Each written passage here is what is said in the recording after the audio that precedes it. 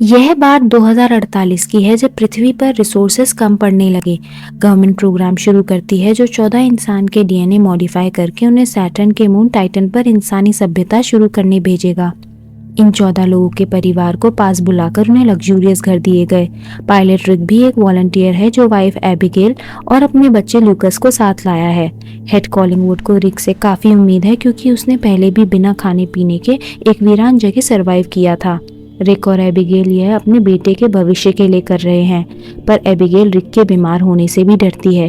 Collingwood उसको समझाकर कहता है कि सब ठीक होगा, पर उसकी चिंता करना भी जायज है क्योंकि उसके साथ काफी रिस्क जुड़े हैं, पर आशा है कि सब उनके फेवर में होगा। उधर वॉलंटियर्स की कॉलिंगवुड के साथ पहली मीटिंग होती है। वह उनको बताता है कि कैसे पृथ्वी तबाही की कगार में है और टाइटन पर जाना ही उनको बचा सकता है। पर टाइटन के एटमॉस्फेयर में मीथेन और नाइट्रोजन की भारी मात्रा है और वहाँ काफ़ी ठंड है, इसलिए वह चाहते हैं कि इंसानी डीएनए मॉडिफाई कर वह लोग वहाँ अडेप्ट कर लें। कॉलिंगवुड उनको बताता है कि उन सबके बचने की 100% गारंटी नहीं है।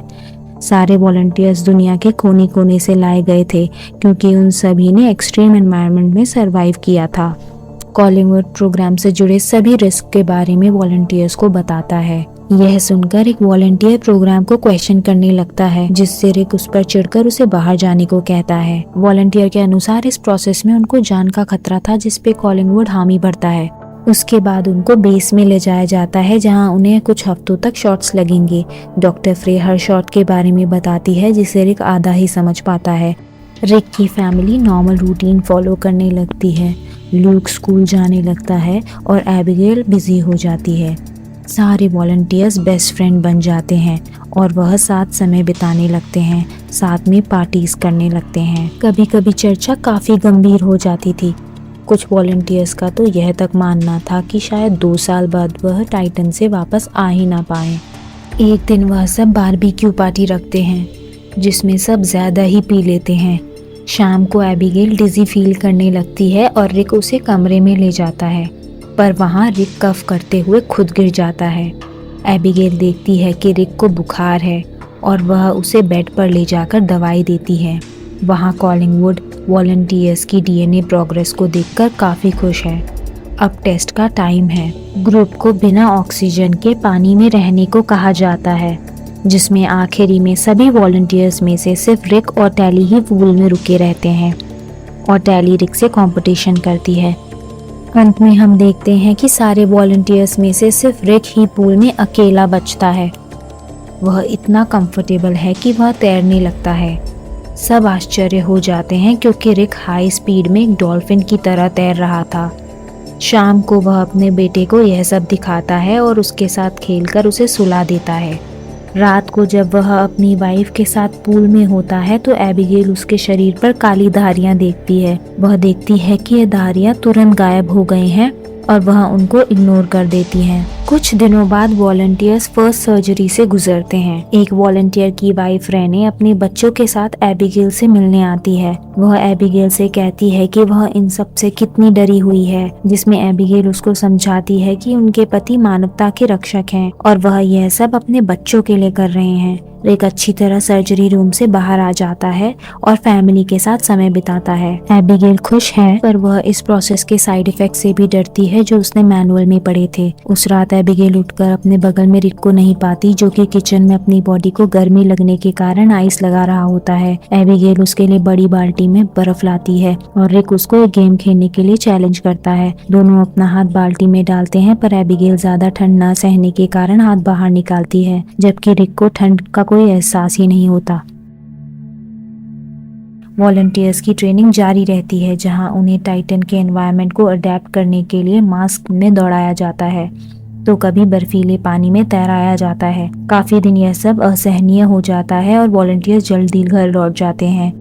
एक दिन नहाते समय रिक अपने काफी बाल झड़ते हुए देखता है और टैली के साथ भी ऐसा हो रहा था। तभी एक औरत चिल्लाती है और वह देखते हैं कि एक औरत को दौरे पड़ रहे हैं और वह खून की उल्टी कर रही है।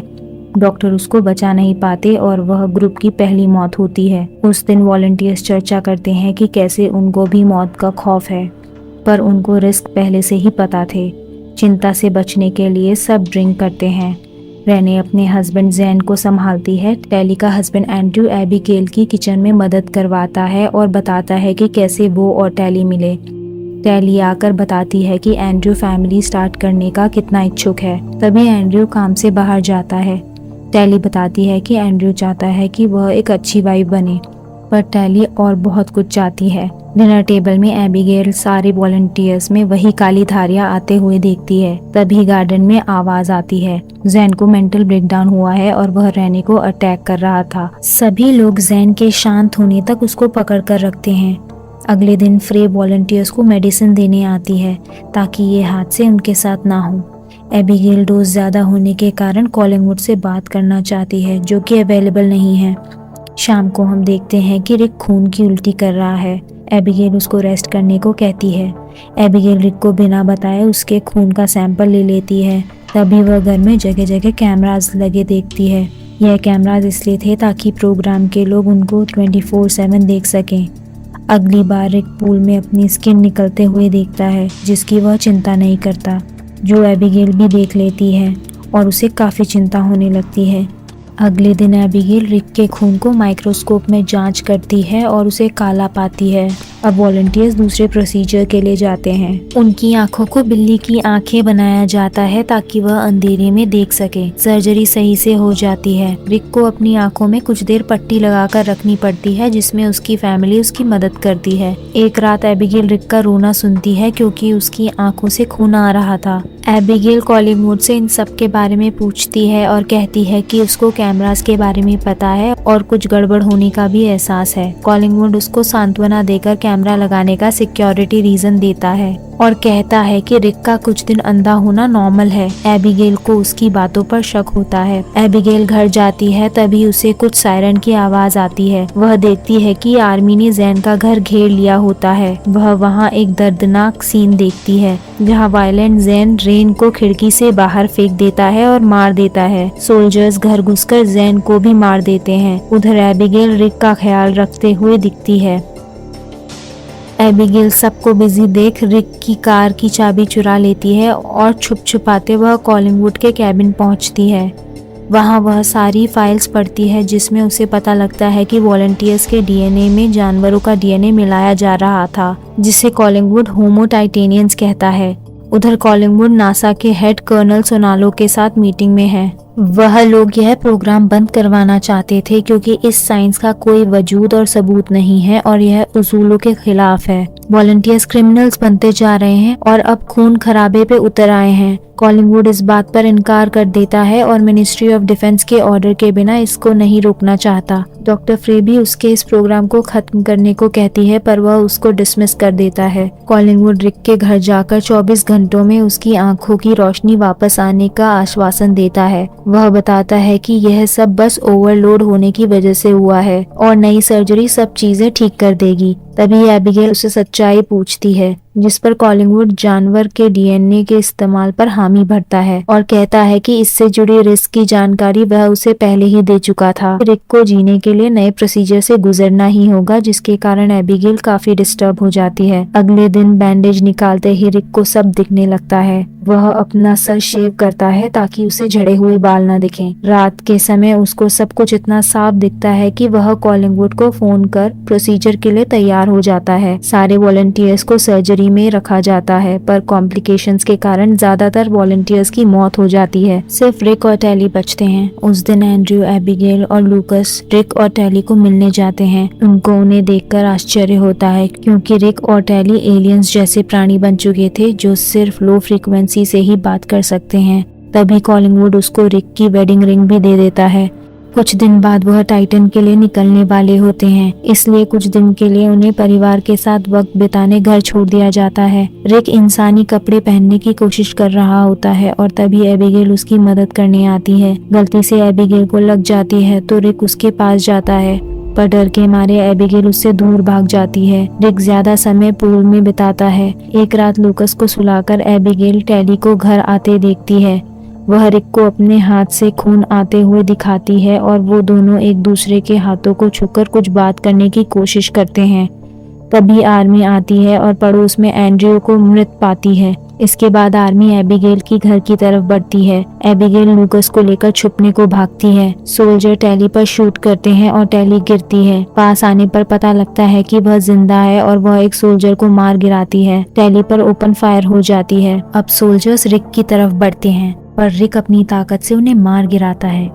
यह सुनकर एबिगेल तुरंत वहां आ जाती है, पर तब तक रिक सबको मार चुका होता है और शर्मिंदा होकर वहां से चला जाता है।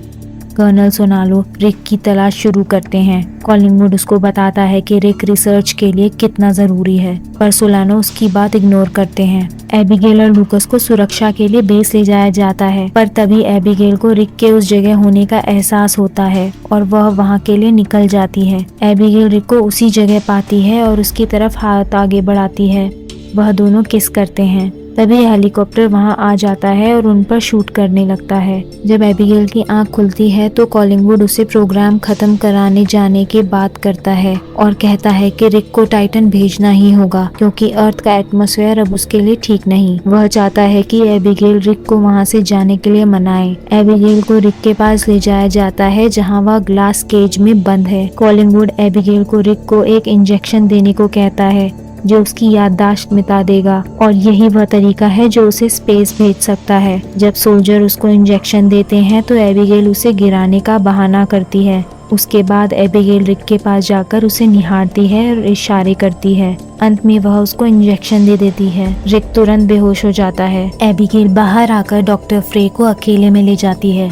जैसे ही सोल्जर रिक को ट्रिप के लिए तैयार करते हैं, रिक उठ जाता है और उसे मार गिराता है। तब कॉलिंगवुड को पता चलता है कि एबिगेल ने इंजेक्शन बदल दिए थे और उसने रिक को गलत इंजेक्शन दिया है। रिक पर ओपन फायर हो जाती है और वह अंधेरे कमरे में छिप जाता है, जहां उसे सब दिख रहा होता है। एबिगेल लूकस और फ्रे को लेकर दूसरे एग्जिट से बाहर निकलती हैं, जहां उन्हें रिक मिलता है। एबिगेल उसे हक कर लेती है और वहां फ्रे दवाइयां ढूंढने लगती है। तभी सोल्जर्स वहां आ जाते हैं। कॉलिंगवुड औरतों को वहां से जाने को धमकाता है, पर एबिगेल साफ मना करती है। कॉलिंगवुड ओपन फायर करने को कहता है, पर सोलानो बेबस औरतों पर हमला करने से इनकार कर देता है। तभी सारी बंदूकें कॉलिंगवुड पर तन जाती हैं और वह अरेस्ट हो जाता है। तभी एबिगेल रिक को गले से लगा लेती है और रिक के जहन में एबिगेल की सारी यादें आने लगती हैं। अंत में हम देखते हैं कि एबिगेल और फ्रे लैब में टाइटन 2 प्रोजेक्ट में काम कर रहे हैं। अब सारी चीजें नियमों के अनुसार है। दूसरी तरफ रिक को टाइटन भेज दिया गया है, जहाँ उसके पास पंख है। आपको यह कहानी कैसी लगी और आप आगे कैसी वीडियोस की कामना रखते हैं, हमें कमेंट सेक्शन में ज़रूर बताएं।